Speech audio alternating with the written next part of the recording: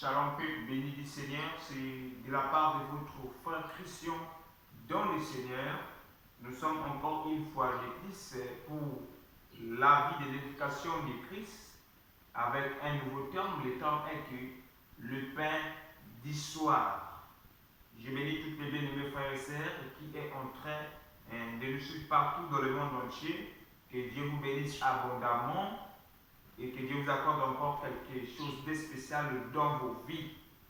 Seigneur, Père de gloire, puisse le roi, mon Dieu des esprits, Yahweh, Père, la Bible dit que c'est poussé par le Saint-Esprit que les hommes ont parlé de la part de Dieu. Et j'ai besoin que je puisse parler de toi, Seigneur, Père de gloire, puisse le roi. Et que ce que je vais parler de toi, que cela ne vient pas ni de ma propre volonté, ni de mon cœur, ni de ma pensée, mais que cela vient de toi-même, Seigneur, et que toi, tu parles en moi par de gloire que ce roi, mon Dieu, afin que mon frère et ma sœur qui est en train de me suivre maintenant, qu'il soit édifié, afin que cela puisse apporter quelque chose dans sa vie au nom de Jésus-Christ de Nazareth. Merci, Seigneur, Père de gloire. Viens dominer, viens régner parmi nous, Seigneur, pendant ces instants, au nom puissant de Jésus-Christ. Et nous disons tous Amen, Amen, Amen, Amen. Merci. Voilà. Nous avons dit que notre terme, c'est les pains du soir. Voilà. Donc nous allons prendre nos Bibles dans les livres de Jean chapitre 6, les versets 51. Voilà. Disons la parole du Seigneur. La Bible déclare. La Bible déclare. Je suis le pain vivant qui est descendu du ciel.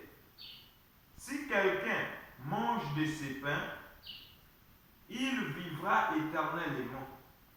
Et le pain que je donnerai, c'est ma chair que je donnerai pour la vie du monde. Parole du Seigneur. Voilà.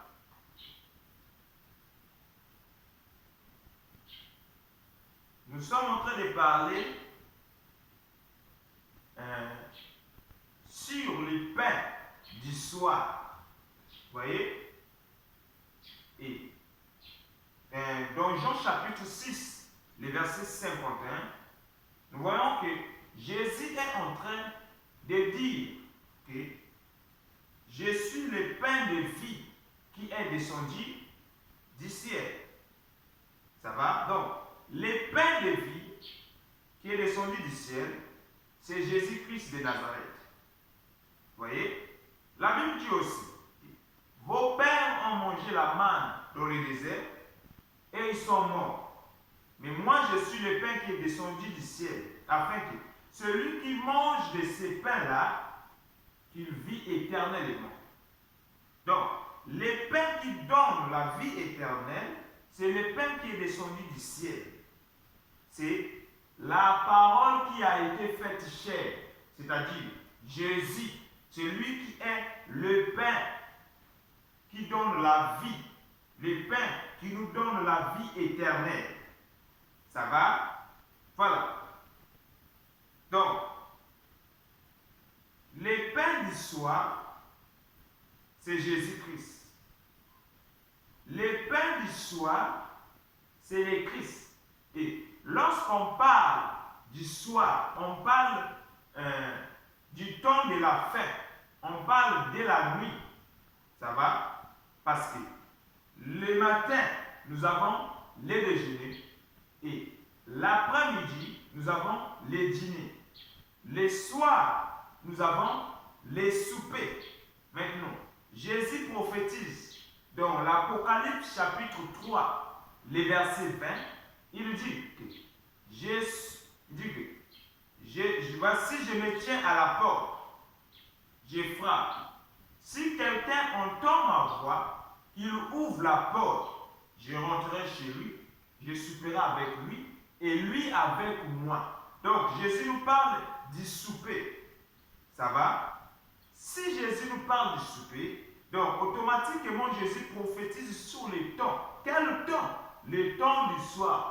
Parce que le souper, ça se prend le soir. Donc si Jésus nous parle du souper, donc Jésus nous parle du temps du soir. Donc nous sommes le soir. Et comme nous sommes le soir, quels sont les genres de nourriture que nous devons consommer?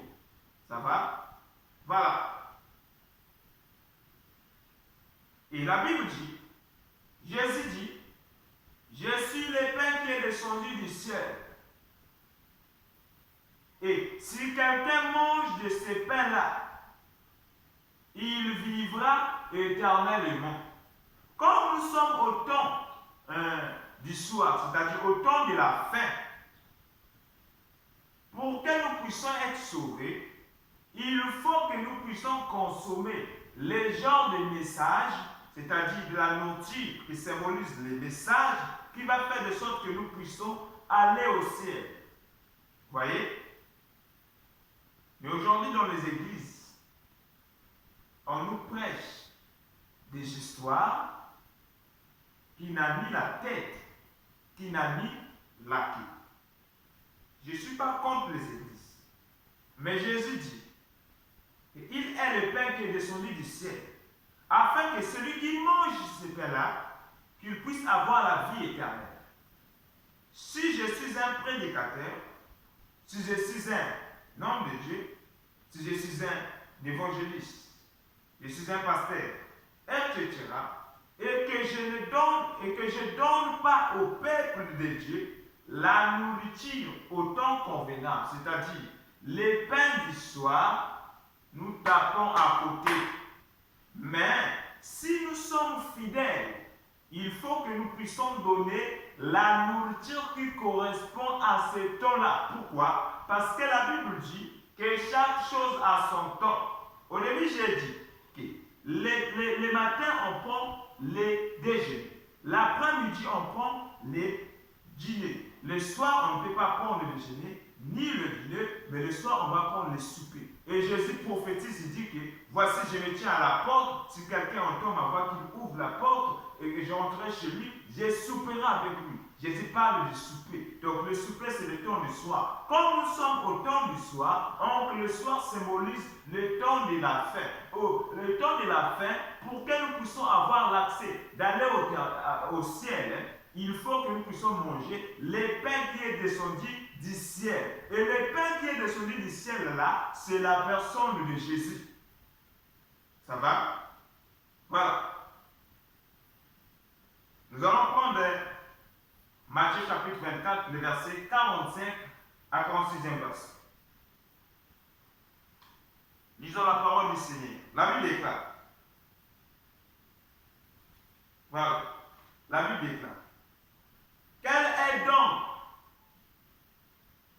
le serviteur fidèle et prudent que son maître a établi sur ces gens pour leur donner la nourriture au temps convenable? Je répète.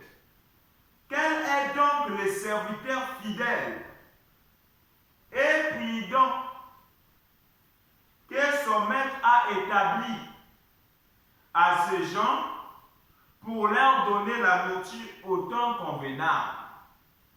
Dieu recherche, Dieu demande ses serviteurs prudents et fidèles que lui-même l'Éternel a établi à ces gens pour qu'il puisse donner à son peuple la nourriture au temps convenable, la nourriture qui correspond à ces temps-là. Voyez, comme nous sommes le soir, et le soir, il faut que nous puissions donner le peuple de Dieu la nourriture qui va faire de sorte que nous puissions avoir la vie éternelle. Ça va?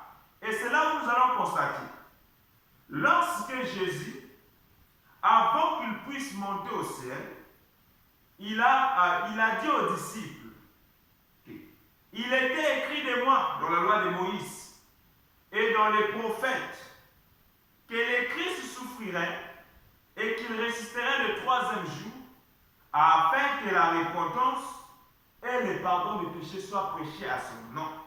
Pour que nous puissions avoir la vie éternelle, il faut d'abord que nous puissions se repentir.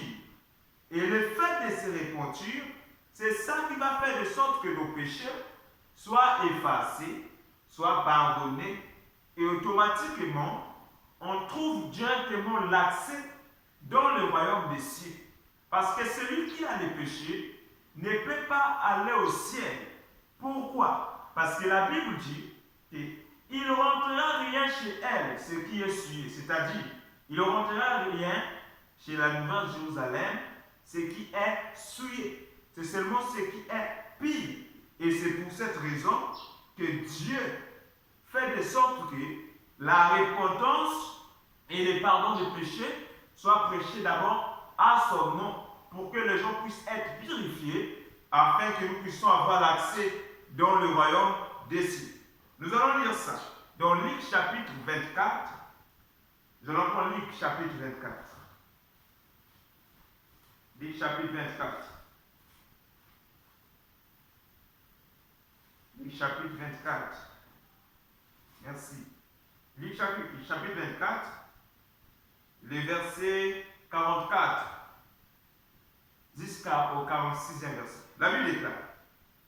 Puis il leur dit, c'est cela que je vous disais lorsque j'étais encore avec vous, qu'il fallait que s'accomplisse tout ce qui est écrit de moi dans la loi de Moïse, dans les prophètes et dans les psaumes. Alors il leur ouvrit l'esprit afin qu'ils comprennent les Écritures. Et il leur dit, oh Seigneur, il leur dit, ainsi il est écrit, le Christ souffrirait et qu'il ressusciterait de mort le 3e jour. Le verset 27, il dit, et que la repentance et le pardon des péchés seraient prêchés en son nom à toutes les nations, à commencer par Jérusalem, frères et sœurs. Mais, lorsque on voit l'apôtre Pierre, il a prêché la repentance et le pardon des péchés. Lorsqu'on voit Jean, il a prêché la repentance et le pardon des péchés. Même l'apôtre Paul, lui qui n'a pas marché avec Jésus, mais il a prêché le message de la repentance et des pardons des péchés. Vous voyez? Et là, la Bible dit que la repentance et le pardon des péchés seraient prêchés en son nom à toutes les nations. Donc, nous tous, on a l'accent pour prêcher le message de la repentance et du pardon des péchés. Si on est prédicateur, on est évangéliste, pasteur, etc., et qu'on n'annonce pas le genre de message, nous sommes un serviteur imprudent et infidèle. Et lorsque le Christ va venir, ça sera encore. Vraiment. C'est ça. Quel est donc le serviteur fidèle et prudent? Que son maître a établi à ces gens pour leur donner la nourriture de leur convenance. Donc, un prédicateur doit d'abord avoir la notion du temps. Doit d'abord connaître à quel temps que nous sommes. Doit d'abord connaître le temps.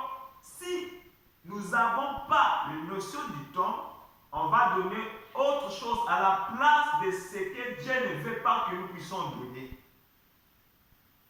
Sinon, on va être dans hors temps. Il faut d'abord que nous puissions comprendre, connaître, les notions du temps pour que nous puissions communiquer, donner ce qui correspond à son temps. Soyez bénis. Que Dieu vous bénisse abondamment. Et que Dieu nous ouvre l'esprit afin que nous puissions comprendre les Écritures. Bye.